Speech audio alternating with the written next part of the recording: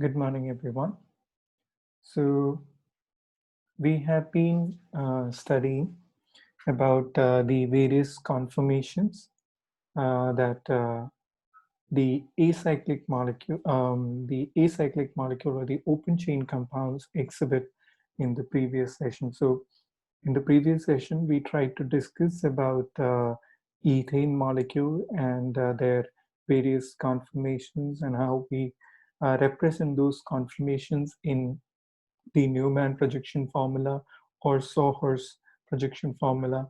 Those things we discussed in the previous class, and I tried to discuss the stability of the various conformations. So in ethane, we have two different conformations possible. They are eclipse and the staggered one, and staggered is more stable than the eclipse one. And then we briefly looked into also N-butane and their various conformations possible, though that is not there in your syllabus. So that discussion was pertaining to open chain compounds, and basically those are also called as acyclic compound. It is acyclic compounds. So they today what we are going to look into is the conformations possible in cyclic compounds. Conformations possible in cyclic compounds. They are also called as alicyclic compounds. They are also called as alicyclic compounds. So when I say that cyclic compounds, then obviously that means the structure is a kind of a cyclic form. So the structure of the cyclic compounds are basically cyclic in nature. So starting with the most primitive form of the cyclic compound, it would be one with the three carbon atoms. So each of the vertices in this triangle is a carbon atom. So there are three vertices, so that means there are three carbon atoms. So the general formula of the alicyclic compounds or cyclic compounds is nothing but CnH2n.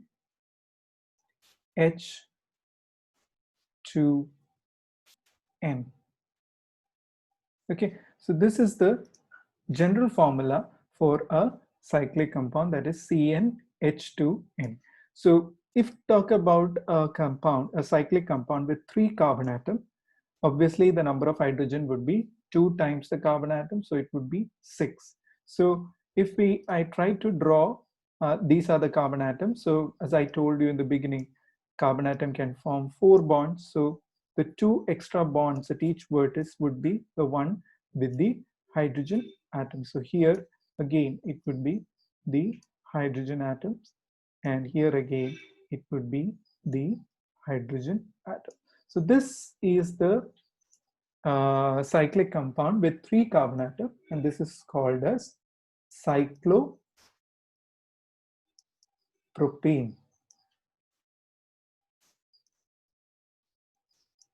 It is very simple to kind of name them because the propane name itself, you know, it is coming from the alkane, right?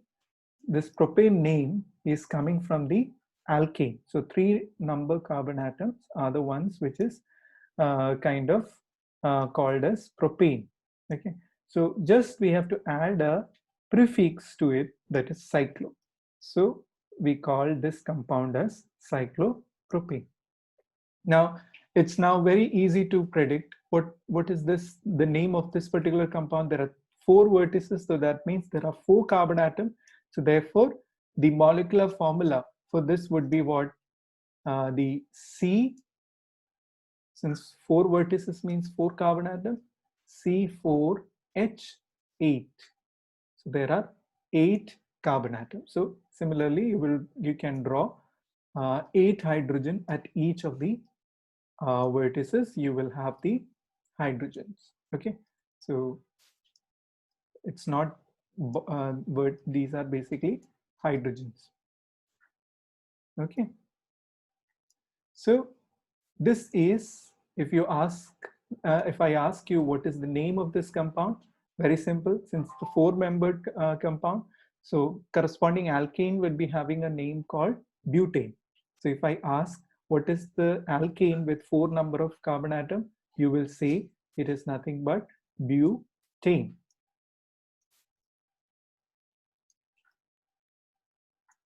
Okay, butane would be the name. Now, only thing that you have to do here is add a prefix called cyclo.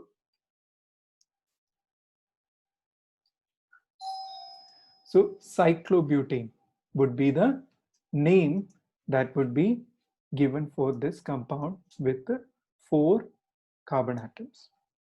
Now, this would be easy for you to tell now. This would be called as cyclopentane. This would be called as cyclohexane. Okay, this would be called as cycloheptane. This would be called as cyclooctane. Okay, so these are the corresponding the cyclic form of the alkanes, and these are some of the examples of the cyclic compounds or the alicyclic compounds that are there in the organic chemistry.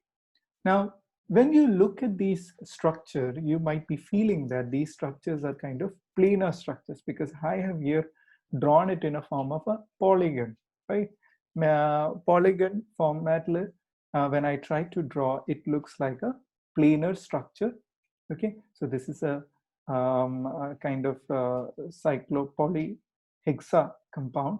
Okay, it's poly with 5 vertices, so it would be a pentagon, this would be a hexagon, this would be square, this could be a triangle, this is a heptagon, and this is octagon with 8 vertices. Okay, so these are kind of planar structure, but in reality, when we talk about these alkanes, they aren't planar. Because why? Because I'll just give you a brief understanding of it, because I don't want to go into details why they are not planar, because that is on the basis of a kind of principle which is called bare string theory, which you do not have in the syllabus. But just to give you a feeling like why they are not able to have a planar structure, that is because you know that these carbon atoms, okay, at each of the vertices, the carbon atom is having a sp3 hybridization, right? Each of the carbon atom, the hybridization that is possible is sp3. So sp3 hybridization means the structure would be a tetrahedral structure. So if I draw the perspective formula, this would be something like this, right? So this would be a tetrahedral structure. And if I ask you the bond angle across these tetrahedron, it would be nothing but 109.5 degree. Okay, so this is the normal bond angle for a sp3 hybridized atom. So at each of the carbon atom, the bond angle is 109.5. That is the most stable bond angle. Now, if I ask you what would be the bond angle in this particular triangle, it would be easy for you to predict. This is nothing but should be according to a triangle. If it's an equilateral triangle, it should give the angle to be 60 degree. So it is very, very less compared to the stable 109.5. So there is a lot of strain in this molecule. Okay, so in this case, propane, there is no much conformations possible, because conformations, why they are possible in these cyclic compounds, because there's a single bond. So as I told you in the definition, whenever there is the presence of a single bond, you can expect conformation, that is rotation across the single bond to acquire various shapes. Okay, so that particular thing is not possible in the case of cyclopropane, because it's not just involve only 3 bonds. But when you come to the cyclobutane, okay, when you come to cyclobutane, it has a shape something like a sickle. Okay, this has a very shape like a sickle. So it's not a planar structure, but the vertices are like in this particular shape. Similarly, when we come to the pentane, Okay, again, the angle is pretty much greater than what you expect from the normal tetrahedral angle. So it won't be a planar structure, but it will try to orient in such a way that it can reach near to the value of 109.5. So the cyclopentane has a kind of shape that is more like a envelope shape. Okay, this conformation is also called as the envelope conformation. Looks like an envelope. So this is the envelope conformation of the cyclopentane. Okay. Similarly, this is the octane, cyclooctane. So this will have a kind of a chair type of conformations possible. This is the conformation that can be possible for a cycloheptane. Now, I don't say that they all the molecules would be having this particular shape, because in the solution phase, they usually have different conformations possible because of the rotation across the single bond. But these are kind of the more abundant structure that you will find in the solution phase. So this is a brief introduction to you about what do you mean by the cyclic compounds and what are the different types. And as I told you, they are not planar structure. They are more puckered. Puckered is what the terminology we use here. They are not planar, but they are kind of irregular in shape because of the different conformation that it acquires on account of the tetrahedral bond angle to reach to a value that is near to the tetrahedral bond angle.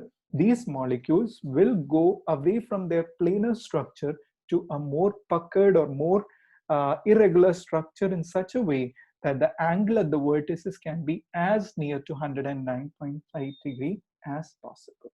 Okay, so that is why you see the cyclo compounds or cyclic compounds are not planar polygons, but rather they are having an irregular shape on account of the conformations possible because of the rotation across the carbon-carbon single bond. But in your syllabus, we have to concentrate only on the cyclohexane. Cyclohexane is what we are going to study from here onwards and only talk about the conformations that are possible in the cyclohexane. The rest of the intro would be just for you to understand and just keep them in mind. Okay, so this is the cyclohexane is the cyclic compound that we are going to study. Their different orientations and the conformations that are possible. Okay, so cyclohexane again, in order to acquire the 109.5 degree, what it does is it acquires various conformations. Okay, so one of the conformation that it acquires is called the chair conformation. They are also called as the full chair. Okay, FC is nothing but full chair conformation. Another conformation that is possible is the boat conformation, a shape of a boat that it acquires on account of the changes in their conformation. Another conformation that is usually found in cyclohexane is nothing but the twist boat kind of conformation. This is a twist boat conformation that the cyclohexane is able to acquire. Then finally, it also acquires a half chair conformation in the solution. Okay, so these are the various conformations that are possible for a cyclohexane molecule. Now, if as we draw in the case of ethane, if we plot, here we are not talking about the dihedral angle. Why? Because it's that we are not talking in terms of a particular single bond. Okay, in ethane, it was easy for us to talk about a particular CC bond and the adjacent bonds and the angle you can easily find out. But here, it's a very big cyclic structure. Individual CC bonds you cannot analyze by Newman projection. So here we talk about the, in broad sense, the conformations that are possible. Okay, that would be plotted in the x-axis, and in the y-axis you will have the energy. Okay, so now if we talk about the stability, the most stable conformation that the cyclohexene is having is the full chair conformation, because in this particular conformation, every bond angle, every CCC bond angle is nothing but 109.5 degree. So in this particular conformation, there is no strain in the molecule, and that's why this is the one with lowest energy. This is the one with lowest energy. Another conformation that I told you is the half chair conformation. Okay, and this conformation is the highest in energy. So when it goes from a full chair to a half chair conformation, the energy kind of increases. So it's kind of unstable structure. So that is why it is on the hill. You draw the half chair conformation. And then the next conformation that it acquires is the twist boat conformation. Okay, followed by the next eclipse is the boat conformation that is acquired. But boat conformation is kind of lower in energy than the half chair conformation.